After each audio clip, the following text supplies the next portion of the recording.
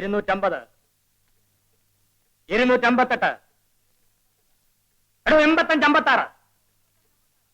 എന്തോ കാര്യത്തിനാ കിടന്ന് ഒച്ച വെക്കുന്നു. എരപ്പാളി സല്യൂട്ട് ചെയ്യടോ. എന്തിനാ സല്യൂട്ട് ചെയ്യുന്നത്? ഞാൻ ഈ സ്റ്റേഷനിലെ ഇൻസ്പെക്ടറാ. എന്ന് മുതലേ? അത് ഓർഡർ വന്നിട്ടേ പറയാൻ പറ്റൂ.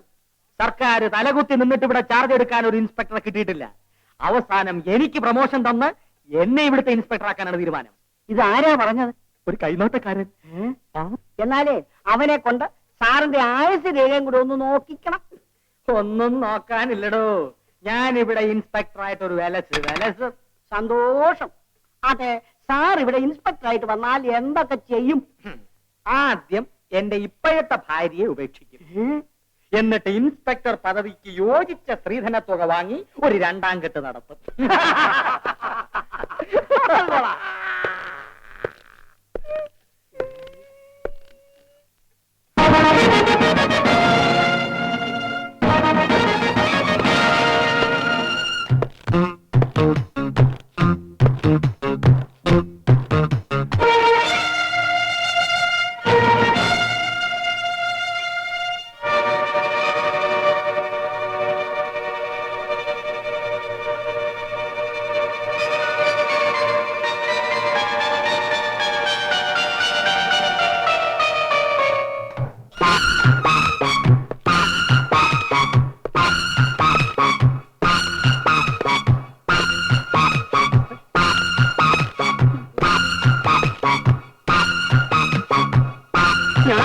റൈറ്റർ ഫിലിപ്പ്. അല്ല, writer Philip. Constable Bhaskaran. Sukumar. Head constable Ramankutty. ഞാൻ ഇന്നു മുതൽ ഈ സ്റ്റേഷനിൽ ചാർജ് എടുക്കുകയാണ്. എന്റെ പൊന്ന് സാറേ, ഞങ്ങൾ ആളറിയാതെ പല അബദ്ധങ്ങളും കാണിച്ചു പോയി. യജമാനൻ ഞങ്ങളോട് ക്ഷമിക്കണം. ഞാൻ ആരുടെ യജമാനല്ല. എന്റെ പേര് ബാലചന്ദ്രൻ എന്നാണ്. ശരി യജമാനെ. എന്നെ അങ്ങനെ വിളിക്കരുതെന്ന് പറഞ്ഞില്ലേ? ശരി യജമാനെ. അല്ല സാറേ,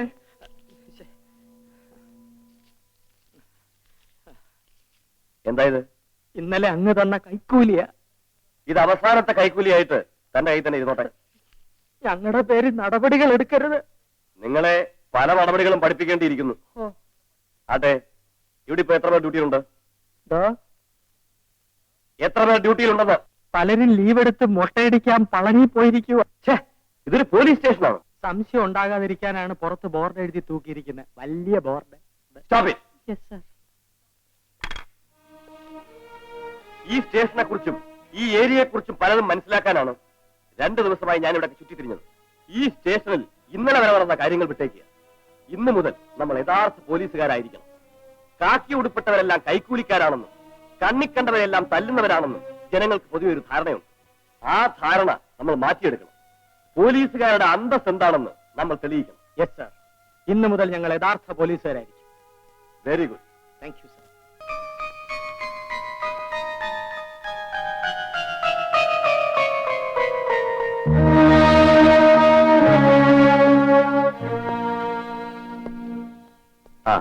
രാമൻകുട്ടി. സർ. ഇൻസ്പെക്ടർ ജോണിന്റെ കൊലപാതകം സംബന്ധിച്ചുള്ള ഫയലുകളും ഇവിടുത്തെ കേട് ലിസ്റ്റും ഞാൻ പരിശോധിച്ചു. ആരാണ് ഈ തങ്കമ്മ? അവൾ പണ്ട് ഇവിടുത്തെ മുതലാളിമാരുടെ ഒരു പൊതു സ്വത്തായിരുന്നു. ഒഴിക്കര ഗസ്റ്റ് ഹൗസിൽ നടന്ന കൊലപാതക കേസിൽപ്പെട്ട് അവളിപ്പോ ജയിലിലാണ്. ഇവിടുത്തെ ക്രിമിനൽ പുള്ളികളുടെ ലിസ്റ്റിൽ പുരുഷന്മാരെക്കാൾ കൂടുതൽ സ്ത്രീകളാണല്ലോ രാമൻകുട്ടി. അതെ സർ. ഈയിടെ 60 കഴിഞ്ഞ ഒരു കിളവനെ 6-7 പെണ്ണുങ്ങൾ ചേർന്ന് റേപ്പ് ചെയ്തു എന്ന സ്ഥലമാണ് സാർ ഇത്. ആ, ഇവിടത്തെ ഏറ്റവും വലിയ റൗഡി ടൈഗർ രാമു ആണല്ലേ? അയ്യോ, അവൻ വെറും റൗഡിയല്ല സാറേ. കൊലപാതകത്തിന് ജ്ഞാനപീഠം കൊടുക്കേണ്ടവനാ. അത്രയ്ക്ക് വലിയ ചട്ടമ്പിയാണോ? അതെ സാർ. അവന്റെ കൂട്ടത്തിൽപ്പെട്ട ഒരുവനെ പിടിച്ചാൽ അവൻ പിന്നാലെ ഇവിടെ എത്തും. ബലാത്കാരമായി പിടിച്ചിറക്കിക്കൊണ്ടുപോകും. എന്നാൽ ടൈഗർ രാമുവിന്റെ ആൾക്കാരാണ് എന്റെ ബാഗ് തട്ടിപ്പറിച്ചത്. രാമൻകുട്ടി ചെന്ന് അവനോട് സ്റ്റേഷനിൽ വരാൻ പറയണം. ഞാനോ? എന്താ? ഞാൻ തന്നെ പോണോ? പോണം. ഫിലിപ്പിനെ കൂടെ കൂട്ടിക്കൊണ്ടുപോവാ. എനിക്ക് എന്തെങ്കിലും സംഭവിച്ചു പോയാൽ വിവരം അറിയിക്കണമല്ലോ. നിങ്ങളെ അയക്കുന്നത് ഞാനാണ്. അവരെ ഇങ്ങോട്ട് കൂട്ടിക്കൊണ്ടേ വരാവൂ.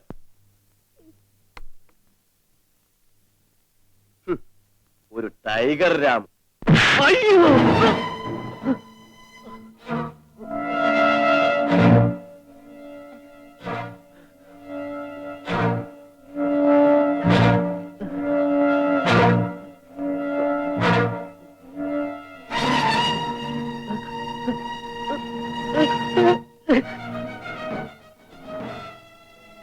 തെണ്ടി, നീ ടൈഗർ രാമുവിന്റെ ആളാണെന്നും പറഞ്ഞാണ് ഇൻസ്പെക്ടർക്ക് ബാഗ് തട്ടിപ്പറിച്ചത്. ആണേ.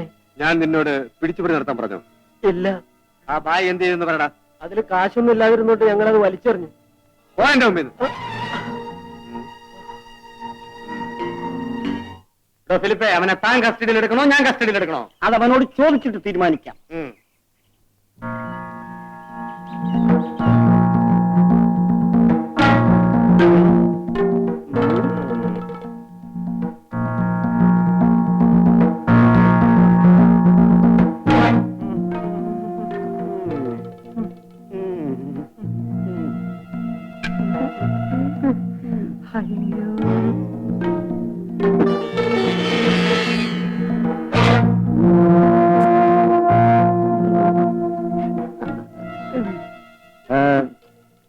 എന്താ പതിവില്ലാതെ? ഒരു ബുദ്ധിമുട്ടണ്ട, ഒരു വാറണ്ട് ഉണ്ട്. വാറുണ്ട്? ചട്ടമ്പി സാറിന് സ്റ്റേഷനിലോട്ട് ചെല്ലാൻ പുതിയ ഇൻസ്പെക്ടർ പറഞ്ഞയച്ചു. എന്താ പറഞ്ഞത്? ഞാൻ സ്റ്റേഷനിലേക്ക് വരാനോ? അല്ലാതെ സ്റ്റേഷൻ ഇങ്ങോട്ട് കൊണ്ടുവരാൻ പറ്റില്ലല്ലോ. രാമുവിനെ സ്റ്റേഷനിലേക്ക് വരാൻ ഇതുവരെ ഒരു ഇൻസ്പെക്ടർ പറഞ്ഞിട്ടില്ല. എന്നാ ഇപ്പോഴത്തെ ഇൻസ്പെക്ടർ പറഞ്ഞു ആളാകെ എടാ, നീയൊക്കെ അവനോട് ചെന്ന് പറ, രാമുവിനെ കാണണമെന്നുണ്ടെങ്കിൽ രാമു ഇരിക്കുന്ന സ്ഥലത്ത് വരണമെന്ന്. കൊണ്ടേ ചെല്ലാവൂന്നാ പറഞ്ഞിരിക്കുന്നത്. ഓഹോ, നീയൊക്കെ കൊണ്ടേ പോവുള്ളെന്നാ എനിക്കും അയ്യോ, തോന്നുന്നു. ഞങ്ങളെ വിട്ടേരെ. എല്ലാ ഇൻസ്പെക്ടറും ചട്ടമ്പി സാറും തമ്മിലായിക്കോ. ഡയറക്റ്റ് അടി. എന്നാ തന്റെ വടി വെച്ചോട്ടെ. പൊക്കോട്ടെ. ഓടിക്കോ ഓടിക്കോ.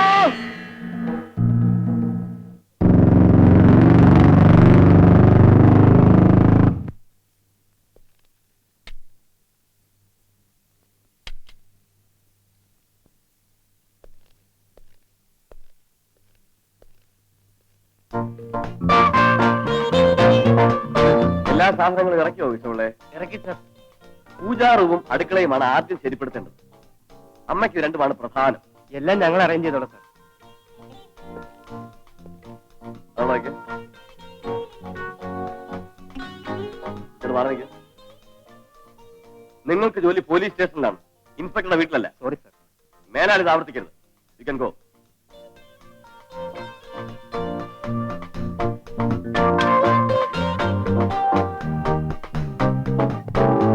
Good morning inspector. Good morning. മനസ്സിലായില്ലല്ലോ. അയ്യോ, അറിയില്ലേ? ദിവാകരൻ മുതലാളി. കേട്ടിട്ടുണ്ടോ? എന്റെ പേര് ദാസ് ബാവുങ്കൽ. ആ, ഇപ്പൊ മനസ്സിലായി. ആ, വരൂ, നമുക്കുള്ള സൗകര്യത്തിലേക്ക് ഇരിക്കാം. അയ്യോ, താങ്ക്സ്. മിസ്റ്റർ ബാലേന്ദ്രൻ, ഏത് ഇൻസ്പെക്ടർ ഇവിടെ വന്നാലും ആദ്യം എന്നെ കണ്ട ആശീർവാദം വാങ്ങിയിട്ട് സ്റ്റേഷനിലേക്ക് പോകാം. എനിക്ക് അതറിയില്ലായിരുന്നു. ബാലചന്ദ്രൻ എന്തിനാ വെറുതെ വീട് വാടകയ്ക്കെടുത്തത്? മുതലാളിയുടെ വക ഒരു ബംഗ്ലാവ് സർവ്വ സൗകര്യങ്ങളോടും കൂടെ വിശാലമായിട്ട് അങ്ങനെ ഒഴിഞ്ഞടക്കല്ലേ. ഇൻസ്പെക്ടർ ജോൺ എവിടെയാ താമസിച്ചിരുന്നത്? ഇൻസ്പെക്ടർ ജോണും ഞാനും തമ്മിൽ വളരെയധികം വ്യത്യാസമുണ്ട്. ബാലചന്ദ്രന്റെ ഫാമിലി? എനിക്ക് അമ്മയും ഒരു പെങ്ങളും മാത്രമേ ഉള്ളൂ. വന്നിട്ടുണ്ടോ? ഇല്ല, പെങ്ങൾക്ക് പരീക്ഷ കഴിയാൻ 2 ദിവസം കൂടി ഉണ്ട്. അത് കഴിഞ്ഞ് അവർ വരും. എനിക്ക് സ്റ്റേഷനിൽ പോകാൻ സമയമായി. പോകാമല്ലോ. പെങ്ങൾ ഏത് കോളേജിലാണ് പഠിക്കുന്നത്? സെന്റ് മേരീസിൽ. അയ്യോ, സാറിന്റെ അനന്തരവൾ തുളസിയും അവിടെ തന്നെയാ പഠിക്കുന്നത്. അവൾ 2 ദിവസത്തിനകം വരുമെന്ന് കത്തുണ്ട്. ആ, വന്ന കാര്യം പറഞ്ഞില്ലല്ലോ. ഒന്ന് പരിചയപ്പെടാൻ. ഛേ, പരിചയപ്പെടാൻ മാത്രമൊന്നുമല്ല, ഇൻസ്പെക്ടർ ജോണിന് പറ്റിയ അബദ്ധമൊന്നും ബാലചന്ദ്രന് പറ്റരുത് എന്ന് ഓർമ്മിപ്പിക്കാൻ കൂടെയാ വന്നത്.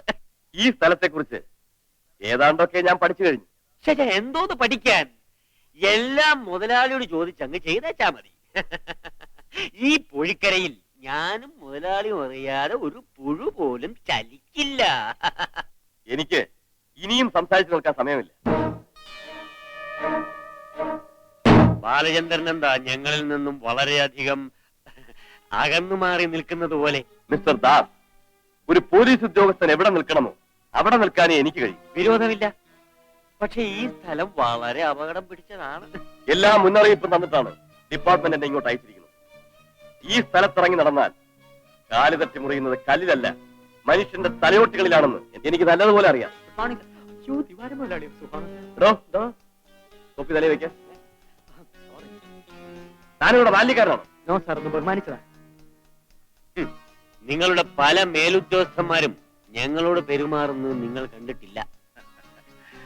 ചെറുപ്പമല്ലേ, നമുക്ക് പിന്നെ കാണാം.